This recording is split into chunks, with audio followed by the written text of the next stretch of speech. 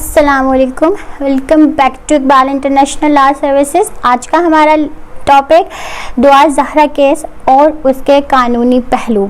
ये केस इस time media का हाई प्रोफाइल केस है और हर कोई अपनी सोच के मुताबिक इंटरप्रिटेशन कर रहा है। दुआ ज़हरा कराची से पंजाब खुद पहुंची या उसे ले जाया गया, बहरहाल उसने वहां जाकर निकाह कर लिया है। उसके वालिदैन के मुताबिक और जो कागजात CRC, बर्थ सर्टिफिकेट, पासपोर्ट और उसके वालिद का निकाहनामा मीडिया में पेश किया गया, जिसके मुताबिक उसकी उम्र 14 साल बनती है। 2000 की गुमशुदगी के बाद थाना अल-फलाह कराची ईस्ट में FIR दर्ज करवाई गई। उसके वालिदैन का कहना है कि दुआ ज़हरा का राब्ता मोबाइल गेम क्लैश क्लोन्स के जरिए ज़हीर नामी लड़के के साथ हुआ। वो कम सिन और कम उम्र है और उससे अगवा किया गया है। दुआ ज़हरा को 10 रोज़ बाद उकाड़ा से बाजियाब कर लिया गया और लाहौर में मॉडल टाउन की मुकामी अदालत के इलाका मजिस्ट्रेट ने पुलिस ने पेश किया और ये इस्तदा की कि दुआ ज़हरा को दारुल अमान भेजा जाए। दुआ ज़हरा के बयान के बाद मजिस्ट्रेट ने उसे सुई जूरियस करार दिया और उसे आज़ाद कर दिया। जो निकाहनामा सामने लाया गया उसके मुताबिक दुआ ज़हरा की उम्र 18 साल और लड़के की उम्र 21 साल लिखी गई।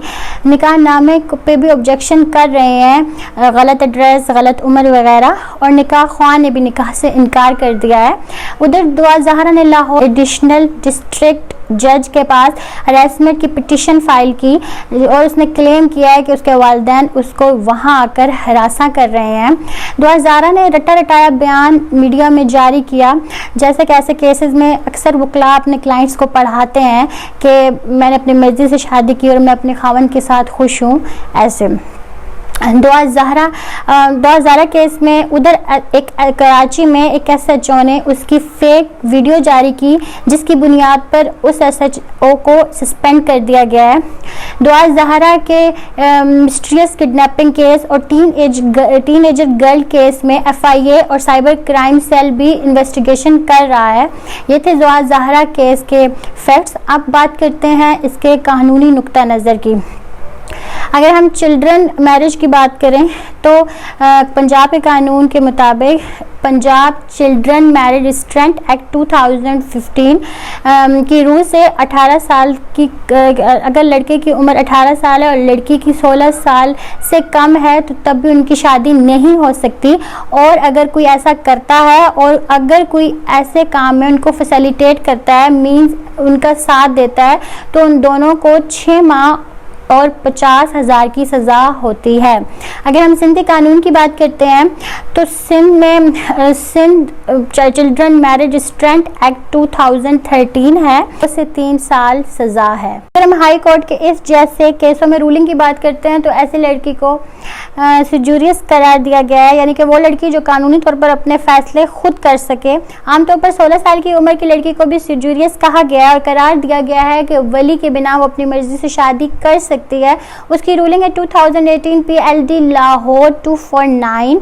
हत्ता कि 2021 में एक लाहौर हाई कोर्ट में रूलिंग के मुताबिक 2021 PLD लाहौर 21 में रिपोर्टेड है कि वो लड़की जो बर्टी की उम्र की हो और वो 16 साल से कम उम्र की क्यों ना हो, लेकिन वो शादी कर सकती है।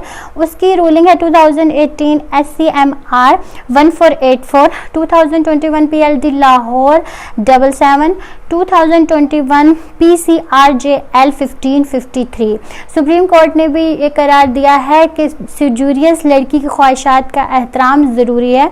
अगर हम दुआ ज़हरा की बात करते हैं तो उसके वालिद ये क्लेम कर रहे हैं कि वो 14 साल की है, मगर जिस्मानी लिहाज से वो बलूगत और सिजूरियस लगती है, जैसा कि लाहौर मजिस्ट्रेट ने उसे सिजूरियस करार दिया है। अगर फिर भी उसके वालिदैन को शक है तो वो कोर्ट में मेडिकल की दरख्वास्त देकर उसकी उम्र का तयन करवा लें और बादियल नज़र वो सिजूरियस है और शादी के काबिल भी है। जहाँ तक निकाहनामे के फेक होने की बात है तो कानून ये कहता है कि निकाहनामे को लड़का और लड़की के अलावा कोई भी चैलेंज नहीं कर सकता, किसी को भी ये इख्तियार नहीं है, चाहे वो लड़की के वालिदैन ही क्यों ना हो। रूलिंग है 2005 PCRLJ 1638 या PLD 2021 लाहौर 21। अगर लड़का और लड़की निकाहनामे को एक्सेप्ट करते हैं और एक दूसरे को हस्बैंड एंड वाइफ मानते हैं तो बस इतना ही काफ़ी है, और कोर्ट भी इसी को ही मानेगी। पाकिस्तान के आइन का आर्टिकल 35 का हक देता है, हर शहरी का हक है कि वो अपनी मर्जी से शादी करे।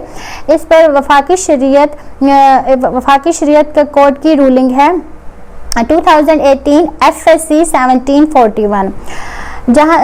जहाँ तक बात उस लड़की के लाहौर में इस्तगासा प्राइवेट और हरासमेंट की पिटिशन की है तो वो इर्रिलेवेंट है और उसको मिस एडवाइस किया गया है। ऐसे केस कपल्स को प्रोटेक्शन नहीं दे सकते। हाँ, अगर उस लड़की के वालिदैन लोकल लाहौर के होते तो और बात थी। मजिस्ट्रेट के सामने उस लड़की का जो बयान हुआ है वो भी 164 यानी 164 के ज़ुमरे में नहीं आता। ये लड़की की कहानी कराची से शुरू हुई थी और उसका अख्ताम भी कराची में ही होना है, क्योंकि पहले से ही FIR कराची में दर्ज हो चुकी है, तो इस केस का ड्रॉप सीन भी कराची में ही होगा। वीडियो के इख्तितामी मराहल में जाती हूँ और अब एंड पे बात करना चाहूँगी उस कपल की, यानी दुआ ज़हरा और उसके हस्बैंड ज़हीर अहमद के बारे में। उस कपल का बेस्ट लीगल ऑप्शन ये था कि FIR के इंदराज होने के बाद वो कराची के मुतल्लिका कोर्ट से ज़मानत कबल गिरफ्तारी कराते या सिंध हाई कोर्ट से FIR के खात्मे के लिए 561A की पिटिशन फाइल करते और कोर्ट से अपनी प्रोटेक्शन भी लेते।